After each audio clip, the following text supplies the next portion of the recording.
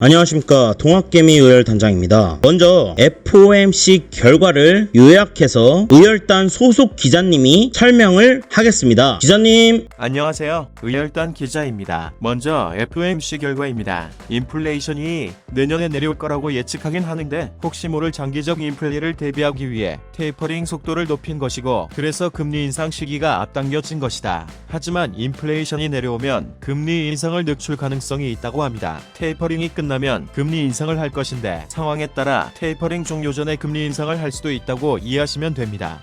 네, 감사합니다. 외신 기자님 의견도 한번 들어볼게요. 외신 기자님 연결하겠습니다. Hello, nice to meet you. With the economy healing but price gains pinching consumers, officials are dialing back bond purchases and getting in position to raise interest rates. 3 are possible next year. 네, 감사합니다. 통역관님 해석 좀 부탁드릴게요. 네, 경제가 회복되고 있지만 가격 상승이 소비자를 압박함에 따라 공무원들은 채권 매입을 뒤로 미루고 금리를 인상할 수 있습니다. 내년에 3번 가능합니다.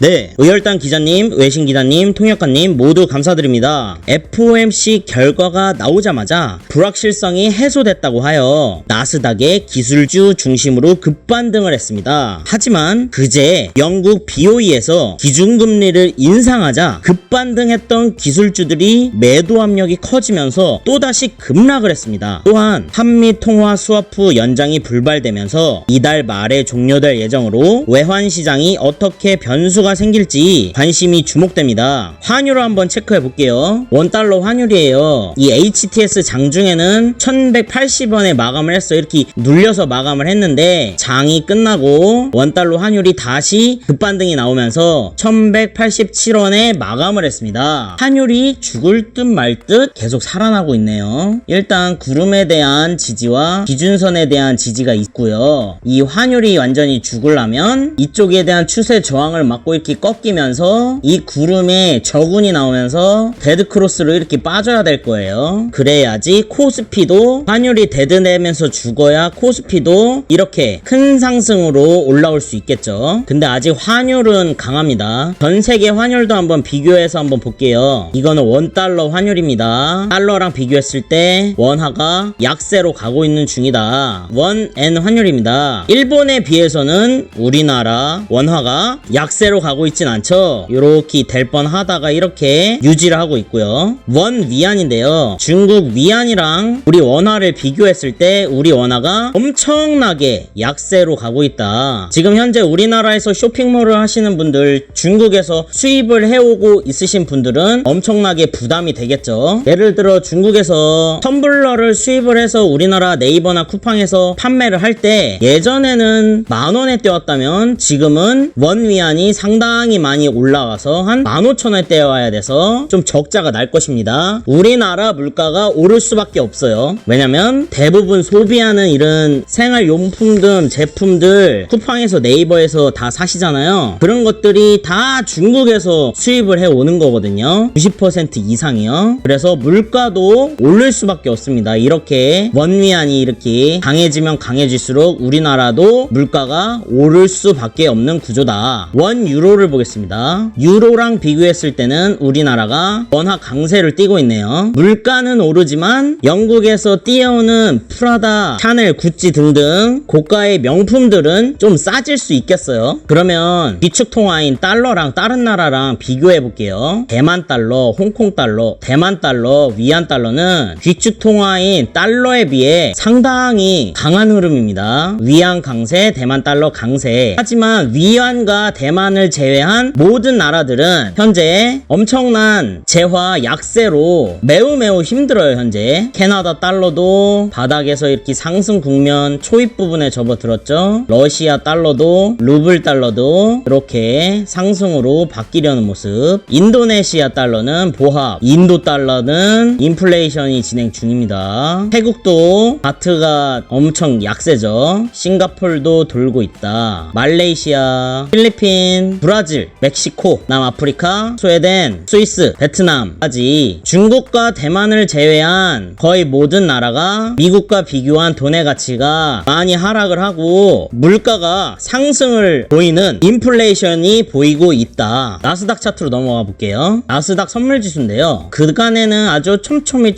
찔끔찔끔 아주 굉장한 계속 상승을 보였었습니다. 하지만 최근에 연일 한 10며칠을 양봉으로 뽑아 올리더니 확대를 해보시면 일봉상 과매수 국면에 접어들면서 RSI는 줄어들면서 주가의 고점은 올라가는 매도 다이버전스 신호가 나오면서 16,767 지수를 고점으로 하는 조정이 나오고 있는 상황이죠. 지금은 상당히 변동성이 심합니다. 오미크론과 주체하지 못하는 인플레이션으로 인해 변동성을 싫어하는 FOMC 4월인데도 불구하고 인플레이션 때문에 어쩔 수 없이 테이퍼링을 가속화하면서 금리를 올릴 수밖에 없는 상황이다. 그동안은 양적 완화로 돈을 계속 풀면서 시장을 상승으로 이루어냈지만 현재로서는 감당 못하는 인플레이션과 함께 금리 인상을 준비를 하고 있는 모습이고요. 여기 보시면 지지와 저항을 찾아볼까요? 여기가 전고점이죠. 전저점입니다. 전고가 있고 전저가 있으니까 이쯤에서 지지가 나올 수도 있겠다라고 예상을 할 수 있죠. 그리고 분봉으로 딱 넘어갔을 때 60분봉이 어느 정도 돌아줘야 돼요. 60분봉을 보니까 저점은 내려오는데 고점은 올라오는 매수 다이버전스 신호가 떴다. 그러므로 전고와 전저의 지지 15648 반등이 나오고 있는 상황이니 매수를 잡을 수 있겠구나. 하지만 여기 저점을 깨버리면 이 지지에도 불구하고 깨버린 거니까 큰 악재가 있는 것이다. 그러면 매수를 잡으셨던 분은 손절 컷을 해야겠죠. 그러면 이 반등을 하고 어디까지 나올 것이냐. 이 자리가 16357이 전고에서 계속 저항받았던 곳이네요. 여기는 매도 트라이를 할 수 있겠고 매도를 하기 전에 또 30분봉이나 60분봉 상에 매도 다이버전스가 떴는지까지 확인을 하고 매도를 잡아보시는 것도 괜찮으시죠. 그러면 우리나라는 어떻게 할 건데, 우리나라는 지금 외인의 수급이 너무 좋아요. 제가 말씀드렸듯이 이거 외인의 선물 수급인데요. 이 외인의 선물 수급이 이 주가와 크로스가 되면서 골든 크로스로 주가 위에 붕붕 떠오르지 않는 이상 하방의 뷰를 계속 유지하겠다라고 말씀드렸었는데 지금은 골든 크로스가 나서 외인 수급이 주가 위로 붕붕 떠 있는 겁니다. 이 뜻은 외인, 우리나라 대장이 외인이잖아요. 주포인 외인이 우리나라 주가를 끌고 올라갈 거다라는 얘기죠. 옵션 포지션 추정을 보시면 직전 옵션 만기 후 누적으로 외인을 보시면 이렇게 상승으로 돼 있고 선물과 옵션을 같이 보면 상승하면 할수록 수익을 보는 구조, 한 402를 기점으로 수익이 살짝 반감되는 구조고요. 개인도 상승하면 할수록 수익을 보는 구조로 포지션이 잡혀 있죠. 기관은 거의 뭐 금투 포지션이나 연기금 포지션인데 기관은 하락하면 할수록 손실이 적어지는 구조다. 5일 동안 누적만 보면요, 외인은 5일 전부터 상승에 대한 길목을 좀 막고 있는 모습이고요. 개인은 계속 상승하면 할수록 수익에 대한 구조가 있고요. 기관은 양쪽으로 베팅한 모습이다. 기관은 콜도 많이 사고 풋옵션도 많이 사면서 양매수로 옵션으로 하방에 대한 해지를 이렇게 해놓는 상황이고요. 개인은 가자 콜옵션 많이 사고 풋매도로 내려가면 손실을 보게끔 세팅을 해놓은 상태죠. 외인은 풋매도 치고 콜매도도 막아놓으면서 양쪽 위아래를 조금 막아놓은 상태의 옵션으로 5일 누적으로 봤을 때는요. 그래서 대응을 어떻게 하느냐, 지금 전체적으로 상승에 대한 분위기가 좋죠. 상승을 원하시는 분들은 여기에서 레버리지를 100% 들어가는 것이 아니고 분할로 담으셔요. 분할로 항상 여기서 한 20% 담았는데 떨어지면 또 20%, 100% 이렇게 담고 가는 것이지 한 방에 100% 담는 게 아닙니다. 올라갈 때도 20% 올라갈 때도 이렇게 담는 거예요. 이게 돈을 버는 것보다는 손실을 적게 하는 거에 중점을 두는 게 저는 맞다라고 생각을 하고요. 저는 인버스를 들고 있는데 양전됐다 음전됐다가 막 좀 이러고 있어요. 지금 10분봉 상태에서 고점과 고점을 연결한 이 추세선이 이제 하락 추세로 가고 있는 상황에서 반등을 요하고 있잖아요. 여기에서 눌려서 이 추세가 연장되지 않으면 인버스를 저도 모두 청산을 하고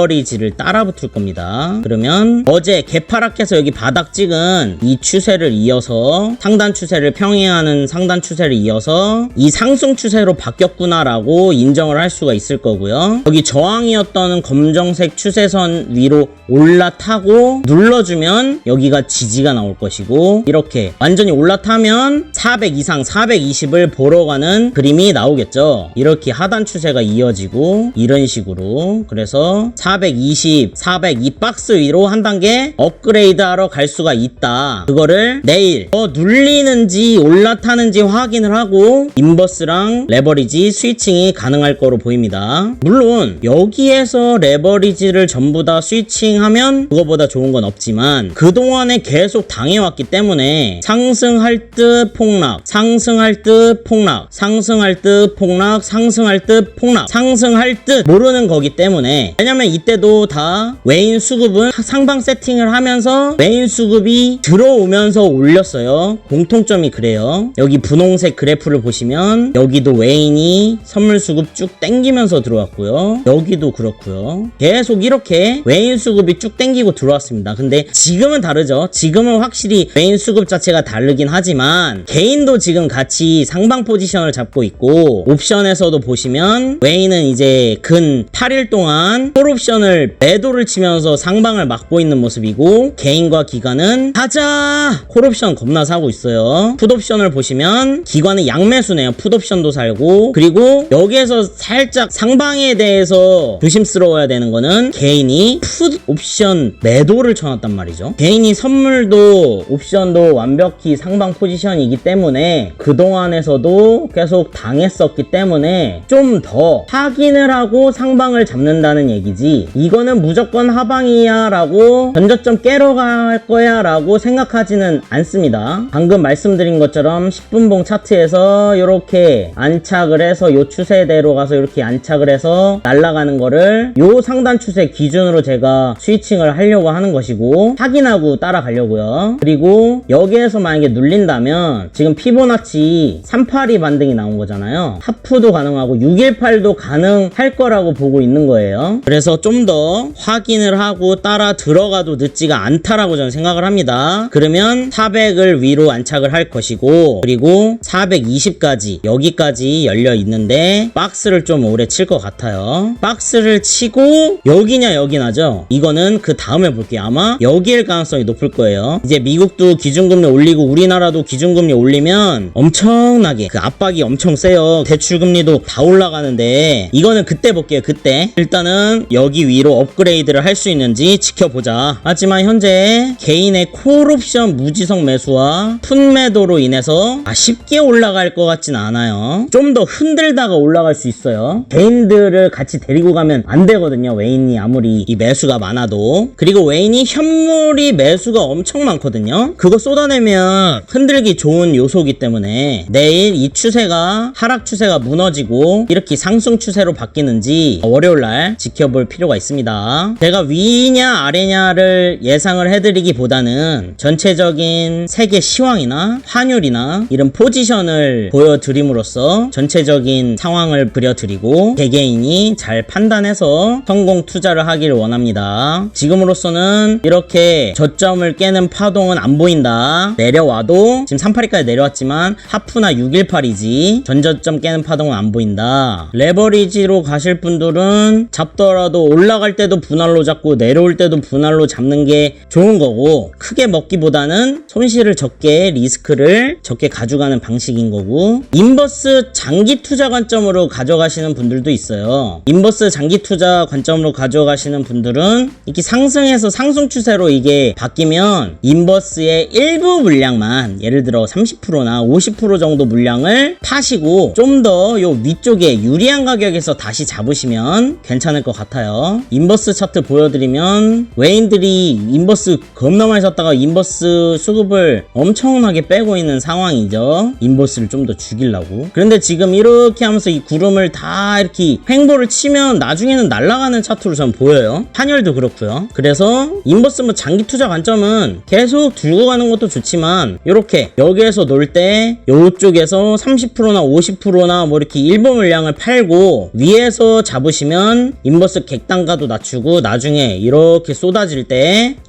나중에 여기 보러 갈 때 몇 개월이 걸릴지 모르겠지만 좀 더 객단가를 낮춰서 갈 수도 있죠. 만약에 우리들이 원하는 이 대세 상승장으로 넘어가 버린다, 이 정고를 깨는 대세 상승장으로 넘어가 버린다, 그러면 인버스는 이렇게 하다가 죽어버리겠죠. 그러면 이 큰 매물대는 엄청난 저항선이 될 겁니다. 엄청난 저항선이 될 거예요. 반대로 대세 상승장으로 간다면 이 큰 매물대는 엄청난 지지선으로 바뀌겠죠. 하지만 여기를 쉽게 소화하기는 힘들다고 보는 개인적인 견해이니까 참고하시기 바랍니다. 이상으로 주말 정리하는 시황을 마치겠습니다. 감사합니다. 안녕.